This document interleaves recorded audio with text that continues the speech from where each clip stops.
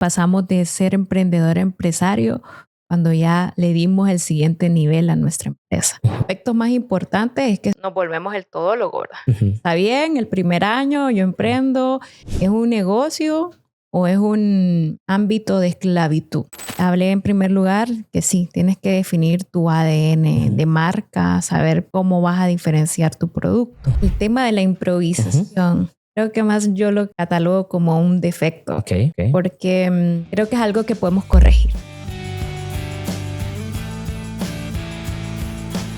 Estamos con Melissa Bonilla, especialista en planificación estratégica y nada más y nada menos que la responsable de dirigir la visión de la institución de Banrural en los próximos 3 años. Estamos con alguien de la casa y sé que podemos aprender mucho con el podcast de hoy. Así que gracias, Melissa, por aceptar la invitación, amigo financiero de Banrural. Gracias por la invitación. Sé que este es un espacio donde nuestros empresarios y emprendedores van a aprender muchísimo. A mí me gusta mucho este tema, la verdad, porque yo no puedo evitar pensar en estrategia y no sé por qué, pero lo relaciono como con un juego, ¿verdad? Porque el tema de estrategia me obliga a mí a pensar 2 o 3 pasos adelante y muchas veces o no es algo cultural o no es algo a lo que le prestamos atención, creemos que no es el momento, pero en realidad desde que iniciamos este juego del emprendimiento que tiene mucho de estrategia, deberíamos de ponerle atención. Y para comenzar, a mí me gustaría abrir la puerta al tema y es, ¿cuál es el riesgo de dejar esto como para 1 o 2 años después cuando yo pienso, no, cuando ya tenga un poco de dinero, ya pueda contratar gente? ¿A qué me lleva, en qué deriva no sentarme desde el día que voy a iniciar con mi negocio? No darle la importancia a una planificación estratégica. Bueno, Juan Carlos, yo diría que la improvisación te lleva a no crecer. Entonces, es como la crónica de una muerte anunciada. Comenzaste un emprendimiento que seguramente está destinado a no crecer o a morir en 2 o 3 años, que es según la estadística de nuestro país, sí, ¿verdad? En nuestros empresarios o emprendedores, mejor dicho, mueren sus negocios. Cuarto, dice que si supera el 5.º año ya tienes más probabilidades de llegar a feliz término, pero en la mayoría de los casos, un buen porcentaje fracasan. Entonces, que no te sientes y no planifiques, posiblemente sea una probabilidad alta de fracaso. Hay un dicho, y a mí me gusta mucho, que no sé si lo he escuchado, porque creemos que no planificar es no tener ningún plan, pero hay alguien que dijo, no tener un plan para el éxito es planificar para el fracaso en realidad. Y un mentor mío también dice una variación de eso y es, mire Juanca, el que a nada le apunta, a nada le pega. Entonces en realidad nosotros creemos que ir así improvisando de alguna manera va a resultar en tener éxito. En realidad nos estamos preparando para el fracaso al no tener claros cuáles son nuestros siguientes pasos. Y yo creo que el tema de la improvisación a veces la podemos ver como una virtud o a veces como un defecto. ¿Cómo la catalogaría usted? Creo que más yo lo catalogo como un defecto. Okay. Porque creo que es algo que podemos corregir. Lo podemos corregir y entonces ya nacimos con ese efecto de fábrica, pues, y decidimos emprender, lo podemos corregir. Sí, yo no sé, hablaba con alguien el otro día y me decía, no, pero la improvisación es algo bueno, porque decían, a veces lo vemos como una virtud, depende del contexto. Y me ponían el ejemplo del jazz. La improvisación está muy ligada a la música jazz. Y yo le explicaba que no, o sea, existe aún dentro de la improvisación un marco. O sea, hay un parámetro. Y entonces yo le explicaba algo muy musical, pero existe el tema A, tema B y tema C. Y usted escucha a un instrumento improvisar, pero todos los demás lo van acompañando dentro de un tema. O sea, existe un juego de notas de las que ninguno de los demás instrumentos se sale mientras uno está improvisando. Tener la tendencia a improvisar podría ser beneficioso porque en algún momento me resultó, pero en realidad no debería de ser algo de lo que dependa mi operación día a día, trayéndolo ahora al contexto de un negocio. O sea, la idea es limitar la cantidad de improvisaciones que hago al día, ¿cierto? Sí, y creo que esas improvisaciones derivan mucho de tu entorno, del mercado, aprovechar una oportunidad que salga en el momento. Yo siempre digo, los planes son flexibles, ¿verdad? No hay planes rígidos. Si tienes un plan rígido como emprendedor o empresario, tampoco es bueno.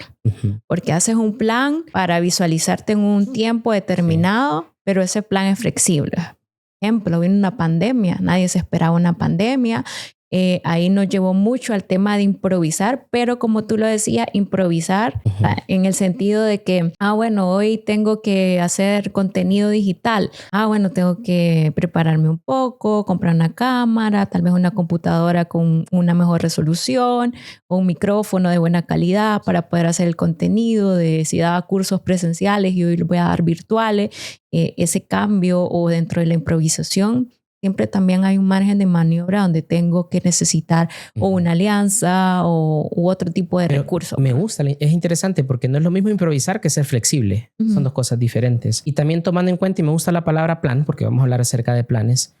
Y la realidad es que para las personas que vienen comenzando, que son emprendedores o tienen una idea, muchos de esos emprendimientos nacen de la necesidad. Muchas veces el plan es sobrevivir, es la supervivencia. O sea, al inicio, los primeros días dice, bueno, viene de una situación personal dura, viene de un despido, no sé, de una reestructuración, sentía que su día estaba tranquilo y luego ya no. Y entonces el plan ahora es sobrevivir, ¿verdad? Es la supervivencia, pero no necesariamente es el plan con el que deberían hacer su idea de negocio. Entonces ahí, de esa improvisación, nace el estrés, ¿verdad? Nacen malas decisiones financieras porque no tenemos un plan definido. O sea, el hecho de no tener esta planificación en su experiencia, aparte de que el caso más difícil de lo que hablamos al inicio es muchas empresas no sobreviven el primer año por esta razón. Pero también hay otras cosas con las que el emprendedor sufre, aunque tiene una operación continua que pase del primer año, producto de no tener una planificación estratégica. ¿Qué es lo que usted ha visto en estas empresas? O que sufre uno, usted tuvo una experiencia también como emprendedora, sí, en el caso de no tener planeación. Creo que uno de los aspectos más importantes es que nos volvemos el todólogo, ¿verdad? Está bien, el primer año yo emprendo, estoy solo, es mi sueño, es mi idea o mi necesidad, como bien lo decía, pero quiero realmente, ¿es un negocio o es un ámbito de esclavitud? ¿Cómo lo voy a visualizar? Entonces creo que la mayoría de los emprendedores nacemos con un sueño y queremos vernos posicionados 2, 3 años en otro estadio, ¿verdad? Siendo el todólogo. Entonces es importante en ese punto que mencionas delegar, empezar que tu plan vaya enfocado a que yo el siguiente año esta me ayudar con la venta o me van a ayudar a contestar los mensajes de WhatsApp o esta me va a ayudar a hacer las compras, ¿verdad? De la mercadería, si estoy vendiendo mercadería o etcétera. Y eso es muy importante dentro del primer año del emprendedor, de lograr visualizar ya mi segundo año. Sí, debe ir tomando forma, ¿verdad? Está bien, está como un sueño en la nebulosa, pero también yo lo puedo ir trayendo a la realidad y ya al traerlo a la realidad tiene que tener cierta estructura, cierto camino a seguir. Correcto. Y hoy hay muchas organizaciones que ya están prestando estos servicios de ayuda al emprendedor. Tenemos bancos, tenemos asociaciones, ONG, plataformas digitales gratuitas, pagadas, de bajo costo alguna, que te van a ayudar. Hoy tenemos en el país muchas de estas organizaciones que están apoyándote y que no, en las que podemos descansar para un crecimiento sostenible. Bien, y todos hemos escuchado entonces las palabras corto, mediano y largo plazo. Lo hemos escuchado muchas veces.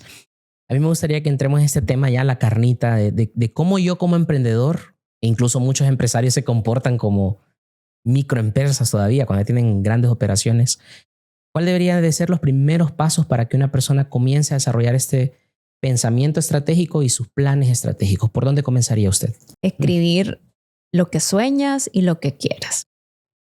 Por ejemplo, yo puedo ser una emprendedora que me encantó, fui a un curso de hacer jabones artesanales y dije, esta es mi pasión, aquí voy con todo y vamos. Entonces yo le diría a ese emprendedor que posiblemente esté en esa situación, ¿verdad? O una mujer ahí que nos esté escuchando, está emprendiendo y se fue al curso de jabones artesanales, escriba cómo se ve con esos jabones artesanales en 2 años. ¿Cómo lo ve? Ya me puede decir, ¿no? En 2 años lo miro vendiéndolo aquí en Tegucigalpa, en San Pedro y en La Ceiba y en Choluteca. lo miro en las 4 ciudades más importantes del país vendiendo mis jabones Ya con centros de distribución ya ubicados, sí, digamos. Entonces, y yo le diría, escríbalo. ¿Cómo se ve en 2 años? Tal vez no se vaya tan lejos, porque si se ve más lejos le puede dar ansiedad ahí en el camino. Entonces yo le diría 2 años. ¿Cómo se miran 2 años? Primer paso. Entonces, segundo paso, ¿qué va a hacer para llegar ahí donde se ve? Definir las acciones, actividades responsables, fechas, recursos, etc. Esa es como una ingeniería inversa. Entonces es comenzar con la meta en mente. Quiero llegar acá. Quiero llegar acá. Quizás no me voy muy lejos. 5 años, pues quiero llegar con mi negocio a 5 años, ¿verdad? Pero para llegar a 5 años tengo que lograr llegar a los primeros 2 y quedarme dentro del ring. El objetivo es no salir, ¿verdad? Que no me pueden noquear, me pueden pasar dificultades, pero quiero seguir en el ring. Pero ¿cómo me veo en esos 2 años? Escribirlo, qué bonito. Uno puede escribir cómo se ve, qué es lo que quiere, cómo sueña su marca en el sector de servicios también, cómo ve su prestigio ya en el mercado, etc. Y luego de ahí parte hacia atrás, ¿verdad? Hasta llegar al día de hoy. Y muchas veces hasta está relacionado con, ok, ¿qué habilidades necesito para llegar a donde estoy en esos 2 años? Porque quizás para llegar a esos 2 años, por ejemplo, en mi caso, yo dije, bueno, tengo que aprender a hablar mejor a la cámara, porque quizás usted es una persona que nunca ha hecho contenido, solo por dar un ejemplo, y dice, no, yo como abogado sé que tengo que ahora desarrollar la habilidad hoy para darme a conocer con mi ADN, que la gente me conozca por lo que soy, porque abogados hay muchos, pero quiero que me conozcan a mí. Entonces hoy comienzo a practicar frente al espejo a hablar. O sea, esa ingeniería inversa me trae al día de hoy a los objetivos, a qué cosas tengo que hacer a partir de hoy para día con día irme midiendo, ¿cierto? A ver si sí me voy acercando a esa visión. Sí, y acabas de decir algo muy importante, medirnos. Como por ejemplo hoy en día, ¿cómo sabemos si estamos enfermos o no? ¿Qué tenemos que hacer? Diagnóstico. ¿Y qué hace el doctor? Bueno, nos manda, váyase a hacer un hemograma, orina, etcétera. Objetivos. ¿Cómo sé si los voy a cumplir? Si esta vendedora de jabones siguiendo ahí, posiblemente me escuche alguna ahí por ahí. Si dice yo en 2 años quiero verme posicionada con mis jabones en San Pedro Sula, La Ceiba, Choluteca y Tegucigalpa. ¿Qué tengo que hacer, verdad? Es el paso, pero también tengo que irme midiendo en el camino. Posiblemente parte de sus KPI vayan a ser seguir viendo dentro de mis redes sociales cuántas personas en San Pedro Sula ya me siguen, ¿verdad? Ir viendo, porque tengo que ir viendo cómo voy. Es decir, hoy ya hago envíos a San Pedro Sula. El primer año mi KPI va a ser que yo envíe... Ya mi primer inventario ya considerable. Exacto. A un distribuidor. Entonces tienes que irte midiendo en función de esos objetivos que quieres lograr. Hoy en día te apostaría que quizás un 80% de nuestros emprendedores no tienen medición. Y no tienes que tener sistemas sofisticados. Un Excel, si no eres muy ávido con las tecnologías, con un Excelito. Y hasta hay tecnologías de terceros que nos ayudan a eso. Correcto. Hablábamos con alguien de una solución que te ayudan con el tema logístico. Y yo al final de mes puedo ver mis zonas calientes. O sea, es una aplicación de un tercero que me da datos para ver, ok, de toda esta facturación, a veces solo nos guiamos por la facturación, ¿cierto? Sí, o sea, correcto. Ya estoy creciendo mi facturación. Sí, pero ¿dónde está creciendo? De repente no sabías que un mercado interesante era Santa Bárbara. Y tenés un mercado muy bonito ahí y entonces puedes tomar decisiones con esa información para, sí, está bien, seguir creciendo la facturación, que me da un buen flujo, pero con información puedo crecer más rápido porque quizás ahí mi producto tiene más market fit, puede crecer más rápido de repente. Correcto. Entonces hay muchas soluciones en el mercado. Yo creo que con este tema, me mencionó algo muy importante que es el marco estratégico, poder tener la visión, los objetivos. Y claro, cualquiera quiere llegar de ser emprendedor a empresario. Pero entonces estos pasos que estamos definiendo me ayudan a mí a convertirme, a pasar de emprendedor a empresario. ¿Cuál creería usted que sería la diferencia entre ambos para luego continuar con los otros objetivos o las otras actividades que habría que hacer para tener una verdadera estrategia? Sí, creo que ese concepto puede ser sujeto de mucho debate, ¿verdad? Okay. Puede ser, a mí me gusta el debate. Puede ser que salga alguien ahí que nos esté escuchando. Yo soy empresario neto desde nacimiento, desde el vientre de mi madre, ¿verdad? Empresario de raza. Sí, soy puro, ¿verdad? Pero sí, bueno, de mi opinión muy personal y creo que desde un punto de vista ya más práctico, yo llamaría empresario aquel que tiene ya una empresa, ¿verdad? Y que la ha administrado eficientemente y que la ha hecho crecer. Entonces, respondiendo a su consulta, yo diría, sí, pasamos de ser emprendedor a empresario cuando ya le dimos el siguiente nivel a nuestra empresa, donde ya no es un emprendimiento. No estoy solito, digamos. Ya no estoy solito, ¿verdad? Ya tengo un equipo, tengo cursos, tuve mi primera facturación, tuve mi primer año de ganancia, aumenté mis clientes, organicé diferentes procesos y sobre todo tengo una visión de largo plazo de lo que quiero de mi negocio, ¿verdad? Eso ya creo que el hecho de que la persona sepa hacia dónde va y lo que quiere, eso para mí ya lo ha convertido en un empresario exitoso. El plan, ¿verdad? Una vez que tengo el plan, el segundo paso sería ejecutarlo, ¿cierto? Porque yo puedo escribirlo, leerlo todos los días, pero luego tengo que pensar, ok, ¿cómo traigo esto a la realidad? Sí, y esa es una de las debilidades a todo nivel de empresa. Desde las empresas más grandes a veces pagan consultorías extraordinarias para que les hagan sus planes estratégicos que se quedan engavetados, ¿verdad? No hay implementación. No hay implementación y es la parte más difícil. Entre más grande, más difícil de implementar, ¿verdad? Pero qué interesante lo que me acaba de decir. Porque a veces creemos que las consultorías o este tipo de pláticas solo son para pláticas más elevadas, en consejos de directores, que solo las tienen empresas grandes. Cuando en realidad, si yo parto de lo que me acaba de decir, es más fácil implementar cuando las cosas dependen de menos personas. Ejemplo, yo vengo empezando, ¿de quién depende la implementación al inicio? Solo de mí. En realidad, que de menos personas depende, debería de ser más fácil la implementación y creo que debería ser algo que le dé esperanza a las micro, pequeñas empresas, saber que, ok, ya soy empresario, ya tengo algo de equipo, pero todos nos podemos poner de acuerdo y es más fácil implementar. Vamos, es más fácil socializar, entrenar, capacitar. En el cambio somos menos personas. Quitar ese paradigma, ¿cierto? De que creemos que los cambios y los planes estratégicos solo son para cuando más adelante, cuando la empresa esté más grande. En realidad, ahora es el momento y es más fácil implementarlo. Me gusta lo que acaba de decir. Sí, sí. Y de hecho, voy a comentar desde mi experiencia personal, ¿verdad? También tuve un emprendimiento y era pequeño, ¿verdad? Considero que llegó a ser empresa, ¿verdad?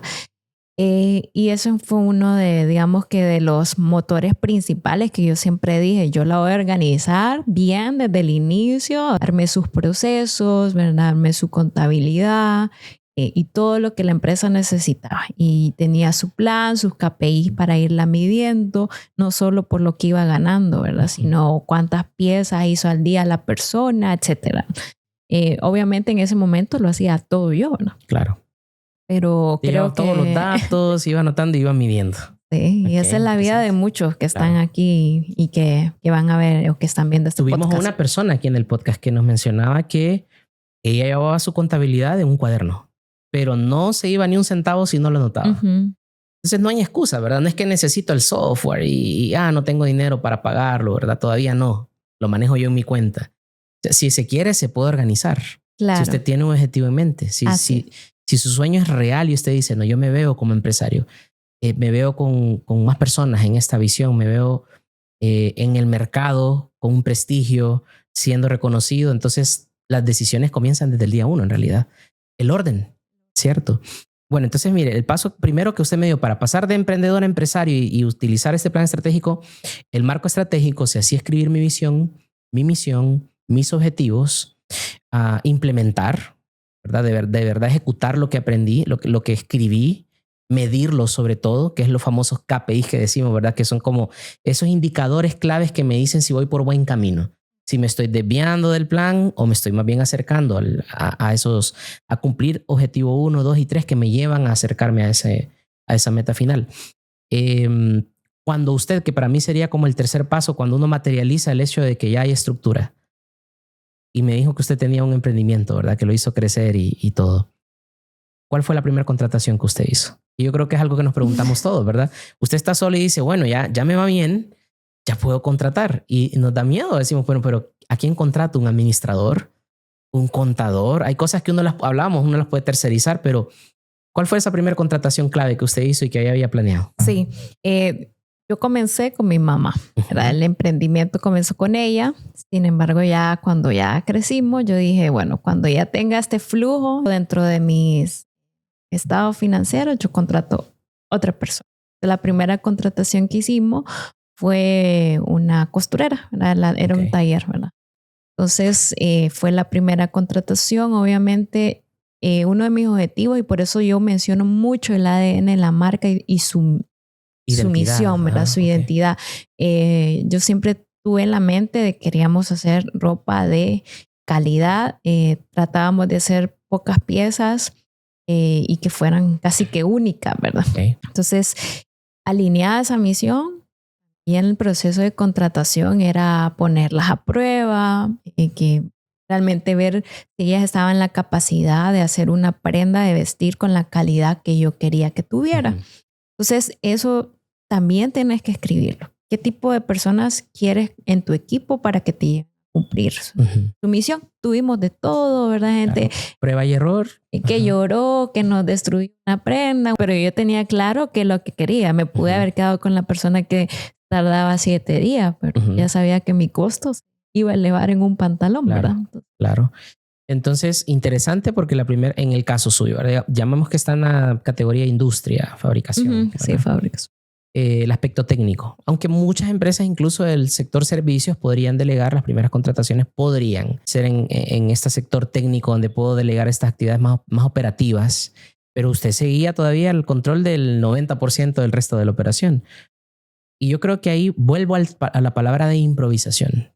Pongamos otro escenario, el escenario del emprendedor que ya le comienza a ir bien. Empieza a tener ya cierto prestigio, el producto o el servicio se comienza a dar a conocer, la facturación es saludable y tiene algo de dinerito en el banco. Y surgen oportunidades. Es más, yo creo que entre más recursos tenemos, la gama de oportunidades crece, ¿verdad? Porque antes no tenía acceso a esas oportunidades. Ahora considero que ya puedo porque tengo algún dinerito en el banco. Como por ejemplo la señora de los jabones que me menciona usted. Ahora puedo distribuir, o en mis sueños está distribuir. Las decisiones financieras que vamos a enfrentar deberían de estar ligadas a un plan. Porque si no, puede que yo me adelante a algo que podría haber decidido, una inversión que podría haber hecho en el tercer año y no en el segundo, y eso sí puede afectar mi flujo de caja y me puede llevar a situaciones más difíciles. Que todos hemos cometido errores de toma de decisiones financieras, pero yo sí creo firmemente hoy, después de las cicatrices que tengo, que están ligadas a no tener un plan. Porque qué tal que la señora se compre un camioncito cuando no era el momento y podría tercerizarlo, ¿cierto? Así es. Entonces es clave esa parte también en el tema de que cada decisión tiene que ver con las finanzas de la empresa. Y si yo soy estratégico en dónde coloco esos recursos, también eso me acerca o me aleja de la meta, ¿cierto? Así es. Y creo que ahí es donde vamos yo le llamaría una fase de ejecución ya del plan, ¿verdad? Que va muy ligado al tema presupuestario, ¿verdad? Las grandes empresas siempre hacen una vinculación de su plan estratégico con el presupuesto. Claro. En el caso de un emprendedor, tiene que hacer exactamente lo mismo, ¿verdad? Si esa mujer que decidió emprender y hoy se quiere expandir en su negocio de jabones a otros departamentos del país, tiene que ponerlo en su plan de mediano plazo para poder definir cuándo es el momento adecuado para poder hacerlo. Y realmente en los 2 primeros años yo voy a tercerizar el producto para maximizar mi utilidad. Entonces lo hago de esa forma. Eso sí es muy importante, tenerlo bien estructurado, y ahí es donde la flexibilidad del plan se hace pues evidente, ¿verdad? Sí, porque tenemos que navegar, el emprendedor tiene que tener esta habilidad de navegar con la incertidumbre, ¿verdad? Los planes nos ayudan en realidad, porque usted mencionó un ejemplo claro que lo tenemos ya como referencia, algo que nadie puede anticipar, sucede, sí, pero aún dentro de la incertidumbre yo puedo navegar dentro del marco de mi visión y no alejarme de mi identidad, no alejarme completamente de quién soy, pero ser flexible. Y esa flexibilidad me ayuda a navegar los cambios en el mercado, porque el mercado cambia, el consumidor cambia también. Yo he visto mucho en mi comunidad que muchas personas, y todos entramos a los negocios con ingenuidad, creyendo que el negocio con el que me comencé hoy es el mismo en 5 años. El mercado cambia, los competidores son diferentes, entran nuevos actores al mercado, las condiciones, mire lo que pasó estos últimos años, las tasas de interés. correcto. Hay que aprender a navegar, pero ahí donde más bien no es que un plan me limita. Al contrario, el plan me permite navegar la incertidumbre sin perder mi identidad y sin perder mis objetivos. Porque como usted dice, ok, salió una ganga y las condiciones en el mercado financiero están favorables. Pero ese parámetro, ¿qué se lo dio? El plan. ¿Verdad? Porque usted ya sabía que estaba dentro de sus planes en algún momento y ya tenía ideas, números, entonces tiene un referente, ¿cierto? Así es. Tiene datos que le puedan dar referencia. A mí me apasiona mucho el tema del emprendimiento y los negocios, y yo sí creo en el tema de la estrategia, porque un buen emprendedor y un emprendedor exitoso es un patrón que podemos ver, son buenos estrategas. Y un buen estratega va 2 o 3 pasos adelante. ¿Adelante de quién? De la competencia. Porque, a ver, si yo quiero tener buenos indicadores también, me puedo medir conmigo mismo, ¿verdad? ¿Cuál fue mi desempeño el año pasado? Pero yo tengo que estar consciente del mercado, ¿cierto? También. Entonces me gustaría, Melissa, que le demos unos 2 o 3 consejos al emprendedor que comienza hoy acerca de qué tendría que comenzar a hacer hoy. Si no tiene un plan, ya sabemos, tiene que escribir, etcétera. Pero que usted me regale esas 2 o 3 cosas muy importantes que me diga, Juanca, ¿sabe qué? Juanca, ¿sabe qué? Comience por aquí hoy. Analice estos puntos muy importantes, que creo que es lo que más le apasiona a usted. Y ya me lo ha mencionado y lo he escrito por acá, esa palabra clave de identidad. Ponga la atención a estas cosas al momento de competir en el mercado. Sí, bueno, creo que en primer lugar tienes que analizar quién es tu competencia. ¿Por qué? Yo sí hablé en primer lugar que sí, tienes que definir tu ADN de marca, saber cómo vas a diferenciar tu producto. En primer lugar, analiza con quiénes vas a competir. O sea, podríamos decir, bueno, la señora que va a vender jabones va a competir con esta empresa, con esta. Pero esta multinacional no hace productos orgánicos, entonces no es mi competencia. Porque voy a competir. Tengo producto orgánico, busco quiénes tienen producto orgánico, qué están haciendo, cómo lo distribuyen, a quién se lo venden. ¿Le voy a vender a las mismas personas o mi nicho va a ser diferente? O sea, conocer el mercado al que te vas a meter es el primer paso. Porque si no conoces el mercado, difícilmente vas a poder evolucionar el producto. Segundo, ya tienes identificado ese ADN de marca, qué propuesta de valor diferenciadora vamos a estar dándole al cliente, ¿verdad? Puede ser que me diga la señora, no, es que mi jabón tiene estos elementos, que no lo tiene otro jabón, el mío viene en un empaque de esta forma, que le va a hacer que dure más, es biodegradable, porque mi nicho de mercado son las personas, obviamente, que están en favor de los productos ecológicos. Desde ahí tienes que estar claro a dónde lo va a ir a vender, ¿verdad? Esa propuesta de valor diferenciadora que creo que es la más difícil los emprendedores, porque hoy yo le puedo decir, tengo 3 emprendedores y los 3 van a vender pollos. Entonces, en un año quiero ver quién avanzó más vendiendo pollo. Los 3 van a vender pollo frito y pollo asado. Así los voy a poner a los 2, pollo frito. Inclusive, me acuerdo en una clase que llevé de simulación estratégica, éramos 4 grupos y teníamos un mismo producto, los 4 grupos. Y la meta era, en la simulación, quién llegaba a maximizar más el valor de la acción de la empresa. El mismo producto, las 4 empresas, y quién llegaba a maximizar. Hoy tenemos miles de polleras, miles de personas, no sé si miles, pero haciendo podcast. Sí. Entonces, ¿cómo me voy a diferenciar? Ese es el segundo paso. Una vez que conociste qué hay ahí en el mercado, ¿qué tengo yo de diferente a ese mercado que está ahí? Sí, y yo creo que muchos emprendedores no pasan de la barrera del precio, ¿cierto? Exacto. O sea, dicen, no, yo voy a competir con precio. No es la única manera de competir en el mercado en realidad, porque usted me acaba de dar muchas formas de competir. O sea, quiero ver un nicho, de repente hay una tribu, un pequeño grupo de personas que no se les está supliendo la necesidad que tienen de algún tipo de producto. Entonces, si yo conozco el mercado y conozco mi identidad, porque pues yo quiero conocer gente que comparta los valores, lo que me llevó a mí a tener ese sueño, yo puedo llegar a esas personas. Y el precio no es una limitante para llegar a esas personas. No es que lo voy a vender a precios irrisorios del mercado, pero nada más dejar en claro que no es la única manera de diferenciarnos. Yo creería que es el primer paso, o sea, es como el nivel básico, pero luego Sí. hay 2 o 3 niveles más en los que podría competir, no necesariamente con el Sí. precio. Y de hecho yo conocí un abogado, ¿verdad? Ajá. Él tenía sus aranceles bien altos y siempre tenía muchos clientes. Ujú. Entonces, creo que ese es un ejemplo muy bueno porque él le daba un valor a su trabajo y él tenía, digamos que todo el mundo lo buscaba porque él era alguien que siempre estaba pendiente de todos sus casos, él retroalimentaba a sus clientes Ujú. toda la semana Comunicación. y era una comunicación, digamos que muy directa. ¿De qué nos quejamos hoy en día de un abogado? Ah, es que se fue con mi caso y no volví a saber del caso. Súper frecuente. ¿Cuántos abogados tenemos en Honduras? Cientos, miles. Entonces, ese para mí es parte del segundo cosa que le daría. Y la tercera, pues creo que ahí es el cliente como tal. Nunca olvidarnos del por qué yo comencé con ese producto. Ujú. Por ejemplo, hoy en día todos tenemos un Apple, ¿verdad? Sí.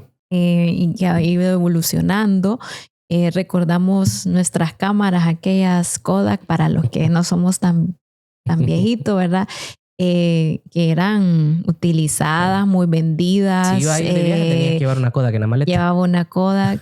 Pero ¿qué pasó? O sea, ellos les apasionaba, su mundo eran las cámaras fotográficas, pero no evolucionaron al mismo nivel que estaba el cliente. Entonces, siempre saber qué está necesitando mi cliente. Posiblemente hoy en día tuviéramos unos celulares Kodak fenomenales con unas cámaras increíbles, ¿verdad? Ujú.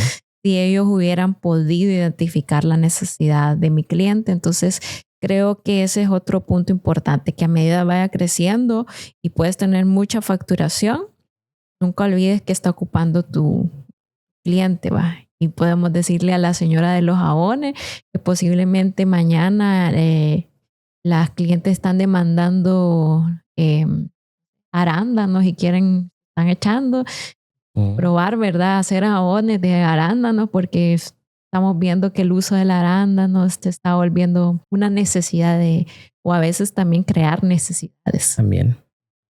O sea, la señora de los jabones, un ojo en la empresa y un ojo en el mercado. O sea, nunca perder de vista. Sin este tinte tóxico, ¿verdad? Porque hay gente que no duerme pensando en la competencia, sino más bien entender al consumidor. O sea, Al ¿qué está consumidor y al pasando? competidor. Ese competidor que sí se parece en Ajá. principios y servicios a lo que yo hago. A veces no es necesario ni siquiera ver qué está pasando en mi mercado, sino un mercado cercano, similar, hacia dónde se está moviendo. Que ahí hay una densidad demográfica más alta que acá, entonces es una buena manera de ver qué puede pasar acá en 2 años, por ejemplo. Entonces, un ojo en mi negocio, un ojo en el consumidor y en el mercado, en la competencia, y conocerme. Yo me quiero quedar con eso porque lo escuché varias veces y en la plática que tuvimos antes usted lo mencionó mucho, eso del ADN. Yo creo que la principal lucha de un emprendedor es contra uno mismo, contra nuestra mente. Y mucho pasa yo creo que los primeros pasos son, no nos conocemos. No tenemos claros quiénes somos nosotros, porque al fin y al cabo mi emprendimiento es una extensión de quién soy yo como emprendedor, ¿verdad? Y a veces queremos copiar. Y a veces Porque queremos ahí es copiar. donde nos perdemos, porque como no sé realmente lo que quiero en mi producto, empiezo a copiar, porque es lo más fácil. Y ahí es cuando posiblemente no le vaya bien a tu emprendimiento, porque lo que estás copiando no te representa. Qué buen concepto. Por ejemplo, yo cuando era cipote, andaba mi pelo largo, ¿verdad? Cipote le decimos en Honduras a los jóvenes. Porque yo decía, yo soy rockero, porque tenía un amigo que era rockero. Pero si usted me pregunta hoy, me encanta la salsa. Y uno cambia también, ¿verdad? Sí. Pero a veces ser honesto con uno mismo y decir, no, este soy yo. Esta es mi empresa, esto es lo que quiero, así lo sueño.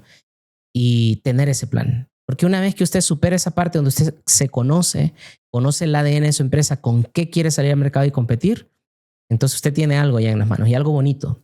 Porque esa es su propuesta, eso es lo que lo hace diferente, ¿verdad? Entonces, yo le agradezco por todas estas lecciones. Aprendí también el tema de la importancia. Muchas veces nosotros lo vimos. Yo vengo de la parte académica, administrador de empresas, y durante casi toda la carrera, Conoce ¿verdad? entonces Misión, objetivos, ¿verdad? Pero muchas veces uno no lo ejecuta. Quedan lo ve como tan trivial, ¿verdad? Sí, o a veces lo hace y se queda como usted dice, está bien, lo escribimos, pero se quedó en una libreta hace 3 años, ahí está escrito, ¿verdad? Y a veces uno entra a estas instituciones grandes y uno lo primero que ve es ese manifiesto, es esa declaración. Y es importante porque al final, si eso está bien hecho, es un reflejo de mi sueño. Exacto. Y de quién soy yo. Y eso me lo va a recordar a diario. Tener un plan, no ser improvisado. Creo que a veces relacionamos ser profesionales con un cartón, pero mucho emprendedor puede ser profesional haciendo buenos planes. Y si no lo sabe, como usted mencionaba, haga buenas alianzas, acuda por ayuda. Usted mencionaba, ahora las instituciones como Banrural tienen programas. Nosotros, Amigos Financieros, somos parte de un programa. Existen las clínicas empresariales. O sea, no está de más pedir ayuda. Si no es mi área y sé que alguien me puede ayudar, bueno, pido ayuda. Y hay tantas opciones, cámaras de comercio, mencionaba, ¿verdad? Sí, exacto. Entonces, ¿qué consejo para terminar? Quiero terminar con usted un consejo al pequeño emprendedor para que se anime a comenzar con su pensamiento y su planificación estratégica. Sí, bueno, yo les diría que aprendamos a escribir. Hemos olvidado los libros físicos. Los invitaría al que todavía no lo ha hecho. Qué bueno que no traje mi computadora hoy y ande mi cuaderno. Sí. No me avisaron. Sí, no me avisaron. Sí. Al que todavía no lo ha hecho, que lo escriba. Creo que ese va a ser el primer paso importante para un cambio en su negocio. Escriba cómo se ve. Yo no le daría tanto tiempo, ¿verdad? A veces dice cuando uno mira muy, muy, muy adelante, el que no está acostumbrado, ¿verdad? Obviamente le da ansiedad. Yo le diría, escriba cómo se ve en 2 años. Cómo ve si hoy todavía es emprendedor, cómo se ve en 2 años. Si ya pasó a esa fase de empresario, cómo ve su empresa en 2 años. Y si ya tiene un poco más madurez, cómo la visiona en 5 o 10 años. Es el primer paso o el primer consejo que le doy. Escríbala, váyase a hacer un cafecito, escuche los pajaritos, váyase a un parquecito y conéctese porque, como lo decía usted, no solo es una literatura universitaria, es su misión de vida. Segundo, busque ayuda. No todos lo sabemos todo, ¿verdad? Todos tenemos nuestras ramas de especialización.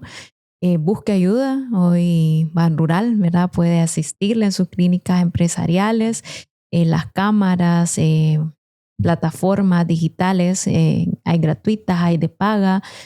No está solo. Entonces busque ayuda. Si usted no sabe estos conceptos, búsquelos, pero no le dé paso a decir mañana. Búsquelo ya. Si está leyendo este podcast, váyase ahorita que termine y se va a buscar ayuda y a hacer su plan.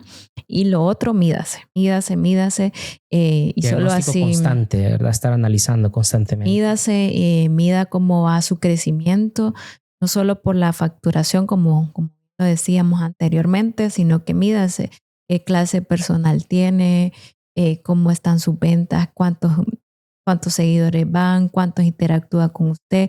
Tal vez no en los primeros años no pueda tener un montón de indicadores que le ayuden, pero busque los principales, vaya midiéndose. Creo que esos 3 consejos yo te los dejo, ¿verdad? A todo aquel que nos vaya a escuchar en este hermoso podcast y entonces actúe, escriba su sueño que se va a convertir en su visión de empresa. Busque ayuda si no sabe cómo estructurar su plan, pero estructúrelo, no necesita grandes herramientas, si lo va a llevar en un cuaderno, no importa.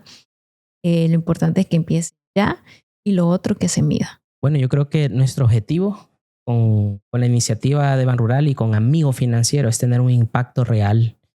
Yo creo que si solo ejecutamos algunas de las cosas que aprendemos acá, podemos ver una gran diferencia en nuestros negocios. Y al final, Melissa, eso tiene un impacto en la mesa de un hogar que existe, que es real. Entonces no está de más animarlo a que sí, se escucha teoría, pero en realidad cuando la llevamos a la práctica tiene un impacto en nuestros negocios. Para pasar de la improvisación o de ser emprendedor a empresario con una visión y con objetivos claros. Entonces, gracias por haberme acompañado, por habernos acompañado a todos y nos vemos en el siguiente episodio. Gracias.